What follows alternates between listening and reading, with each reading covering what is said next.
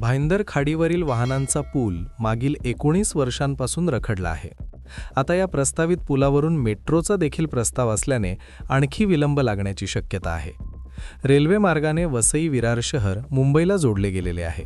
मात्र वाहन घेऊन मुंबईला जायचे असेल तर महामार्गावरून खाडीला वळसा घालून जावे लागते.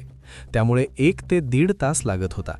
त्यामुळे भाईंदर खाडीवर रेल्वे पुलाला समांतर असा पूल बांधावा अशी पर्यायी मागणी समोर लोकनेते हितेंद्र ठाकूर यांनी केली होती. 2007 मध्ये MMRDAने त्याला मान्यता दिली होती. मी नारायण मानकर, माजी महापौर. मुळात हा भाईंदर नायगाव खाडीवरचा जो ब्रिज आहे तो रेल्वेचा जो जुना ब्रिज होता तेव्हा लोकनेते हितेंद्र ठाकूर यांनी तो ब्रिज न मोडता हलक्या वाहनांसाठी खुला करावा म्हणून मागणी केलेली होती. परंतु रेल्वेने त्याच्यावर असं सांगितलं की तो प्रवासासाठी अनसेफ आहे.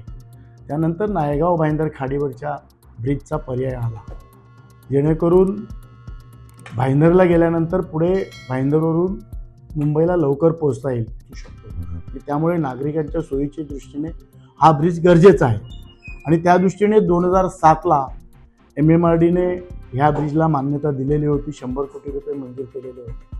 परंतु त्यानंतर त्याच्यावर काय प्रगती झाली नाही. या पुलासाठी एकूण 5 विभागांच्या परवानग्या आवश्यक आहेत, परंतु अद्याप वन विभाग आणि मिठागर विभागाच्या परवानग्या मिळालेल्या नाहीत.